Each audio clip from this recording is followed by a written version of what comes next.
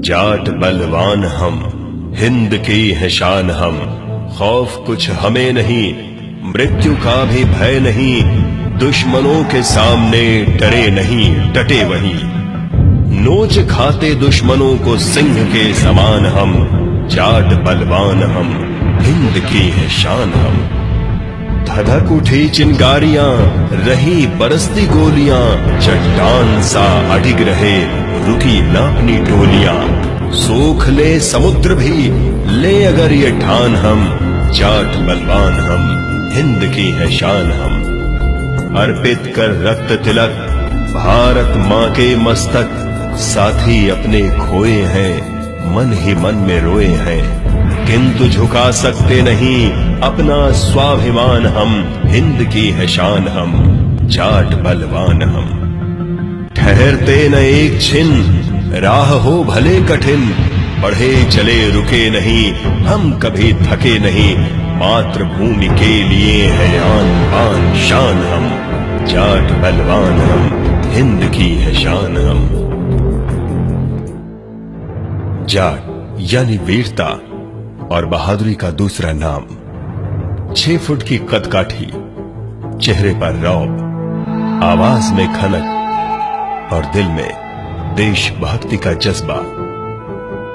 भारत में जाटों की वीरता का अपना एक अमिट इतिहास रहा है। जाटों की वीरता और शौर्य के किस्से आज भी सुनाए और पढ़ाए जाते हैं। बात उन दिनों की है जब अंग्रेजों ने ईस्ट इंडिया कंपनी के माध्यम से हमारे सोने की चिड़िया कहलाने वाले देश में अपनी जड़ें जमानी शुरू की थीं। शुरुआत में अंग्रेजों को भारतीय राजाओं की सेना से कई बार पराजित होना पड़ा था। ब्रिटिश जानकारों ने जब इस बात पर गौर किया तो पाया कि भारतीय राजाओं की फौजों में जाट लड़ाके सब पे भारी पड़ते थे। फिर क्या था, अंग्रेजी हुकूमत ने जाटों की वीरता को देखते हुए उन्हें अपनी सेना में भर्ती करना शुरू कर दिया। तब पहली बार सन 1795 में बंगाल नेटिव आर्मी की नींव रखी गई। इस रेजिमेंट ने अपनी शुरुआत के साथ ही कई रणभूमियों को अपनी जांबाजी से रंगा है। जाट वीरों से सराबोर इस पलटन ने मानो जीत को तो अपना लक्ष्य ही बना रखा था। एक के बाद एक कई लड़ाइयां लड़कर दुश्मनों को शिकस्त देना मानो जाट के खून में ही बसा था। सन 1914 वो दिन भुलाया नहीं जा सकता जब पहले विश्व युद्ध की विभीषिका हमारे सामने आई। अपनी बहादुरी की गाथा अपने हाथों से लिखने वाले जाट जवानों ने इस विश्व युद्ध में भी अपनी छाप छोड़ी। उन्हें अफ्रीका और इटली की विपरीत परिस्थितियों में लड़ने भेजा गया। सन 1922 उस समय की अंग्रेजी हुकूमत ने प्रथम विश्व युद्ध के अनुभवों पर अपनी सेना को नए सिरे से तैयार करने का मन बनाया। तब पहली बार बंगाल नेटिव आर्मी और राजपूत मुसलमान रेजिमेंट को मिलाकर एक नई फोर्स बनाई गई, 9th जाट रेजिमेंट। 11 मार्च 1922 मेरठ छावनी में 11वीं territorial battalion 9th Jat regiment की मजबूत नींव रखी गई, जिसे आज 7वीं बटालियन तजाट रेजिमेंट के नाम से जाना जाता है।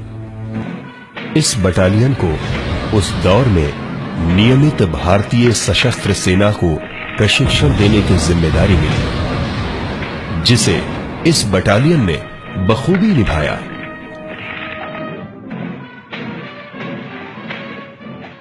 सन 1939 स्थान नागपुर छावनी। भारत के तत्कालीन वायसराय लॉर्ड लिनलिथगो ने इस छावनी का मुआयना किया तो इस बटालियन के मशहूर जाट जवानों ने वायसराय को गार्ड ऑफ ऑनर दिया। इस संदर्भ में वायसराय ने एक जगह लिखा, यह भारत के इतिहास में पहली बार है कि जबकि एक टेरिटोरियल आर्मी ने मुझे गार्ड ऑफ ऑनर दिया है। मैं इस पलटन के जोश, जुनून और जज्बे की सराहना करता हूं।